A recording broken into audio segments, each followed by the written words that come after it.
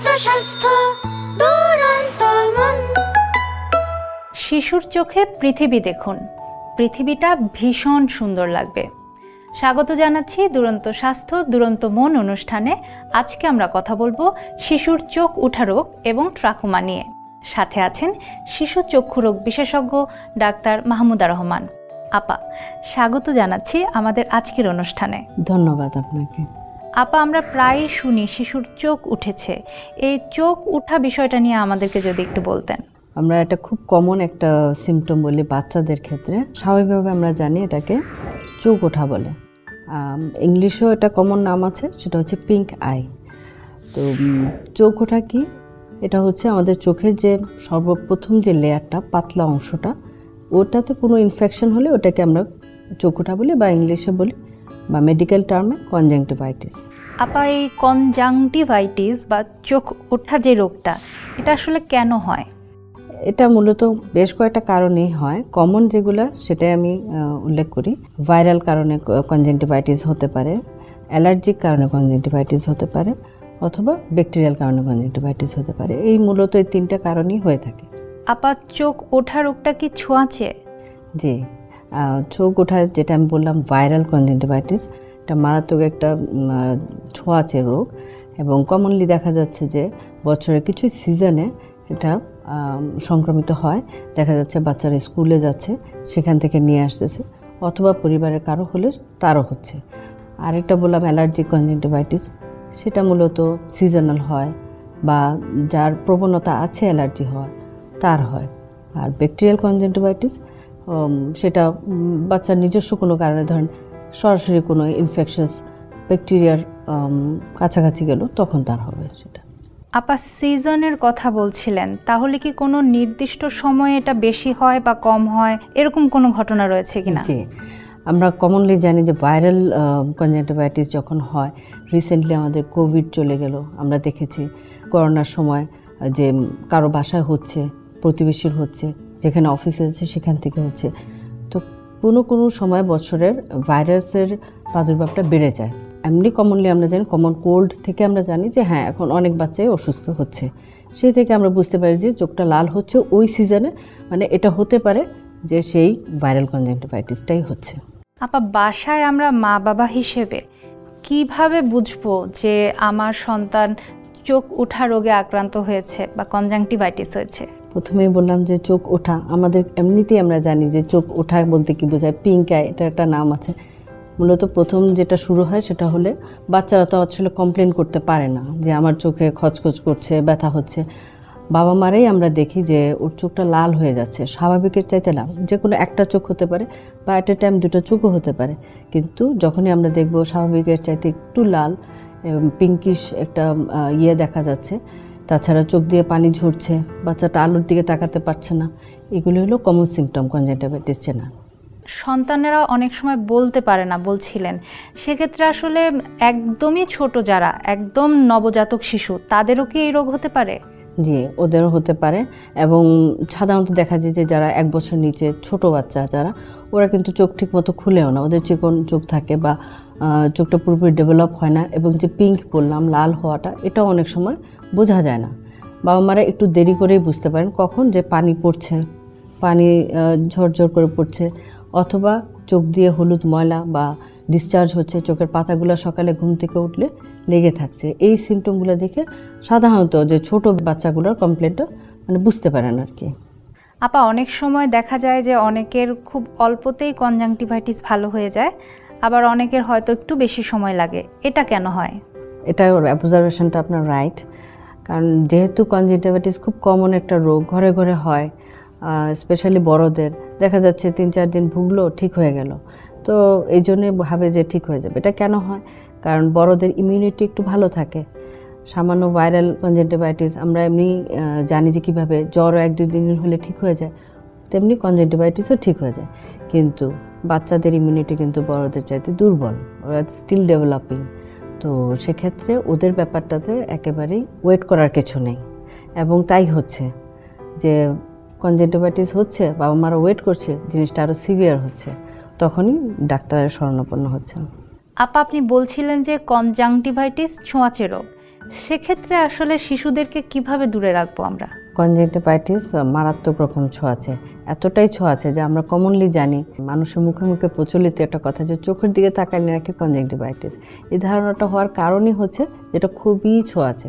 এটা মানে এই না যে তাকালে হয়ে যাবে, বাট কারোর সাথে যদি ক্লোজ কন্ট্যাক্টে থাকি, অনেকক্ষণ ধরে গল্প করছি বা কেউ কথা বলার সময় অনেক সময় আমরা দেখতে পাই না কিছু ড্রপলেট এসে আমাদের চোখে পড়তে পারে, সাথে সাথে তার কনজাংটিভাইটিস হয়ে যাবে। বা চোখের সিক্রিশন তার হাতে লেগেছিল, সে আপনাকে টাচ করেছে, সেই হাত দিয়ে আপনি চোখটা হাত দিলেন বা চুলকালেন।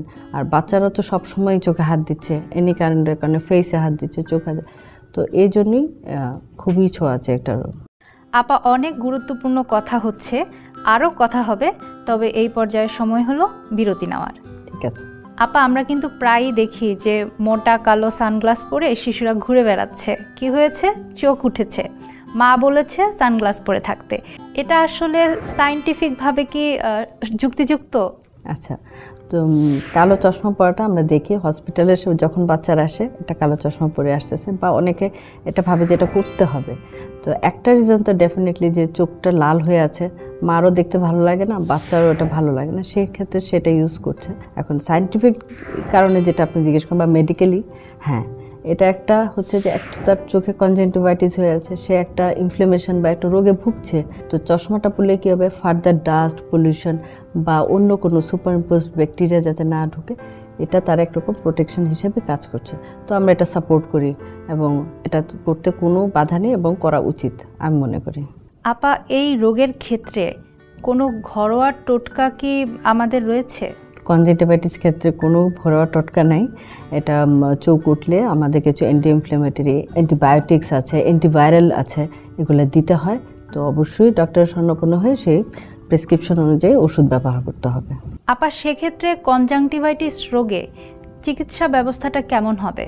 চোখ লাল হলে এটার কিছু স্টেজ আছে, এটা একদম প্রিলিমিনারি স্টেজ আছে, যারা সচেতন বাবা মা বুঝতে পারেন যে ওর চোখটা লাল হচ্ছে, স্বাভাবিক না, চোখ ওঠা বুঝে ফেলেন, নিয়ে আসেন। সেক্ষেত্রে সিম্পল আই ড্রপস দিলেই দেখা যাচ্ছে 10 to 15 ডেজে ঠিক হয়ে যাচ্ছে। আর যদি কোনো এরকম হয় যে সুপারইম্পোজড ইনফেকশন আছে, যেমন চোখ দিয়ে হলুদ ময়লা আসতেছে, সেক্ষেত্রে আমাদের অয়েনমেন্ট, অনেক সময় মুখের অ্যান্টিবায়োটিকও অ্যাড করতে হয়। তো এটা হচ্ছে কোন স্টেজে সে আমাদের কাছে প্রেজেন্ট করছে সে অনুযায়ী ট্রিটমেন্ট হয়। আর এক্ষেত্রে কিছু আমরা অ্যাডভাইস দিয়ে রাখি, কোনো অবস্থাতে চোখ যখন লাল দেখবেন, অনেক বাবারা মারা কী করেন, চোখ পানি দিয়ে ভালোভাবে ধুয়ে দেন।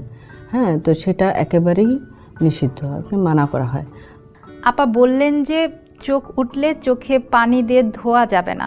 সেক্ষেত্রে আপা অনেক সময় তো সকালে ঘুম থেকে উঠলে চোখ খোলাই যায় না, তখন কি করব?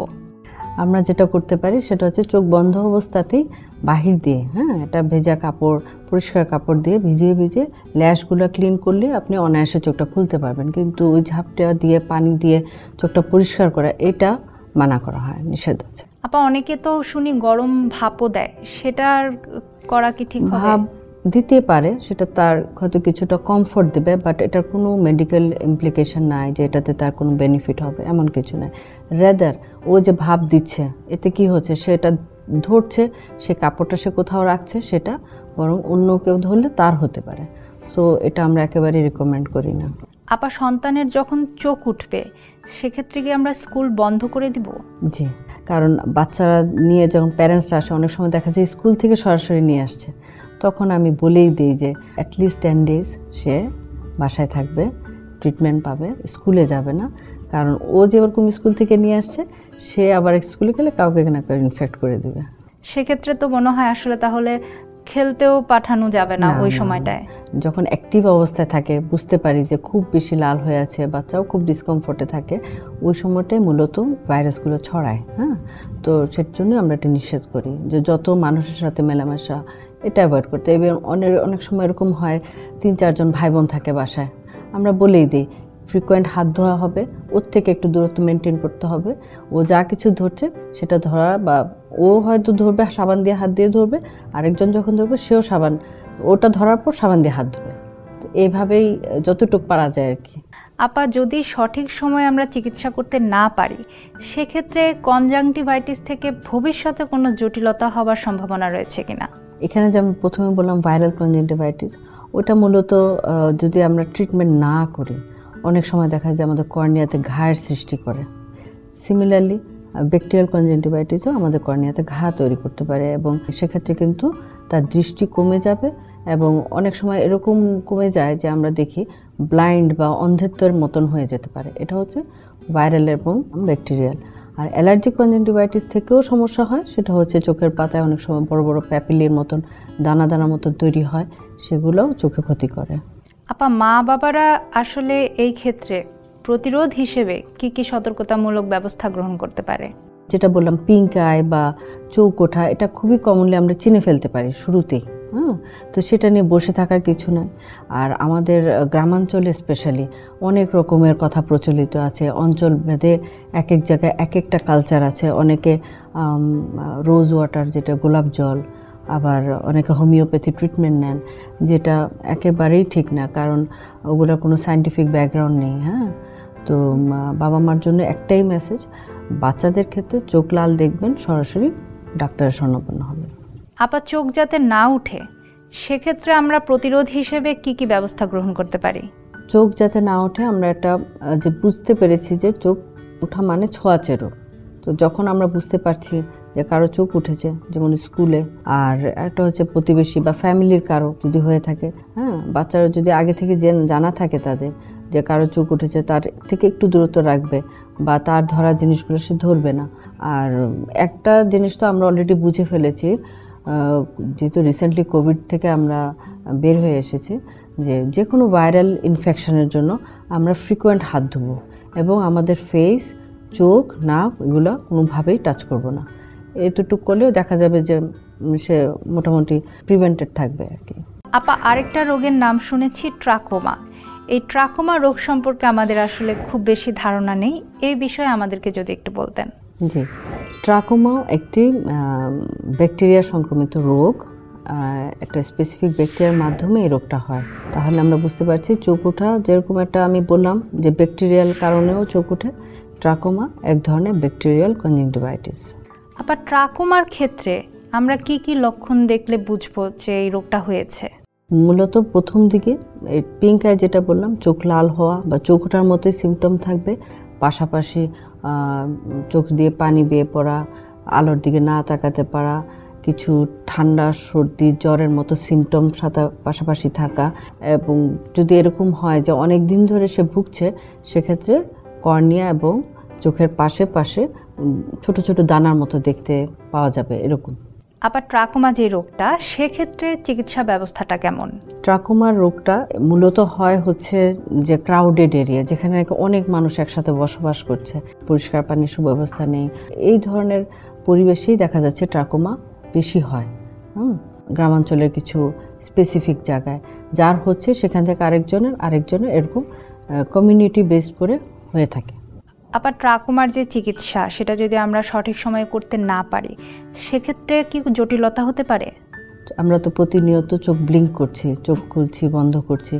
চোখের পাতার নিচে যদি এই রোগের কারণে বড় বড় প্যাপিলি হয়, এটা ঘষা দেয় আমাদের কর্নিয়াতে।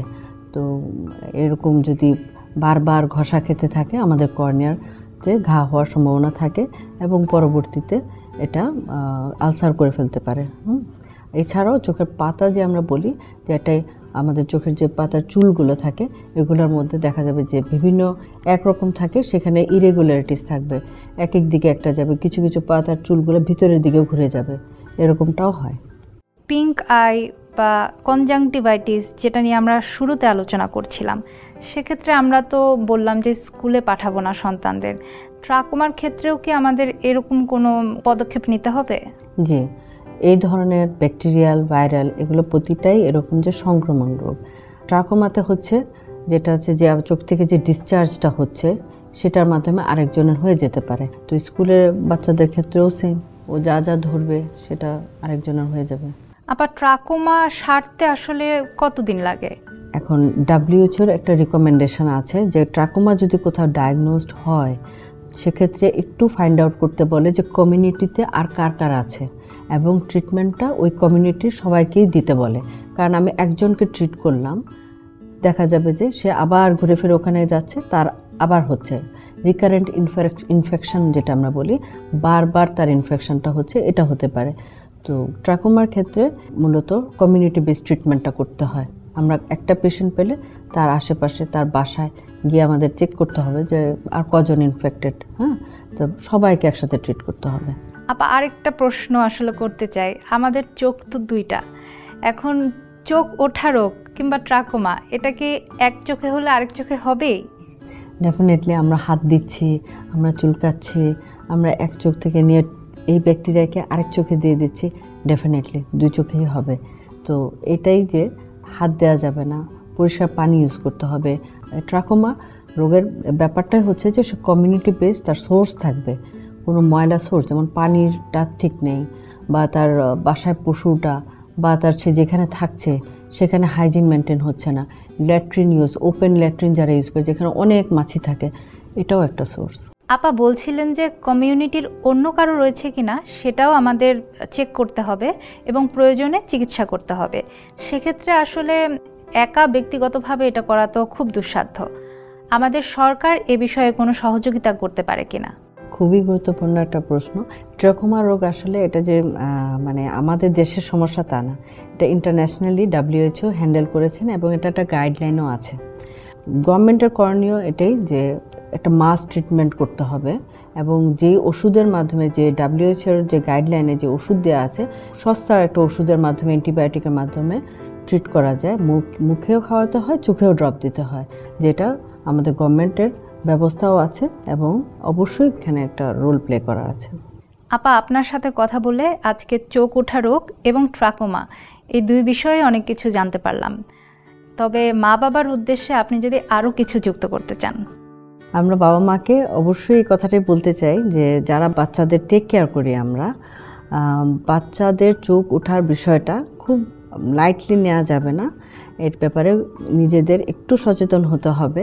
যখন আমরা বুঝছি যে বাচ্চার চোখ উঠেছে, ওকে আমরা কারোর সাথে মিশতে দেব না, স্কুলটা সেদিন আমরা বন্ধ রাখব এবং দ্রুততম সময়ে চিকিৎসকের শরণাপন্ন হব এবং ট্রিটমেন্ট নেব।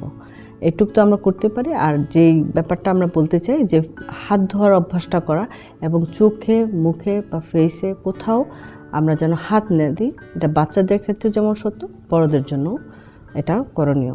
আপনাকে অসংখ্য ধন্যবাদ আমাদেরকে সময় দেওয়ার জন্য। আপনাকেও অনেক ধন্যবাদ এবং অনুষ্ঠানের সবাইকে আমি ধন্যবাদ জানাচ্ছি আমাকে আমন্ত্রণ জানানোর জন্য। কথা হলো শিশুর চোখ ওঠা রোগ এবং ট্রাকোমা নিয়ে। আজ এ পর্যন্তই। দেখা হবে আগামী পর্বে নতুন কোনো বিষয় নিয়ে, নতুন কোনো অতিথির সঙ্গে।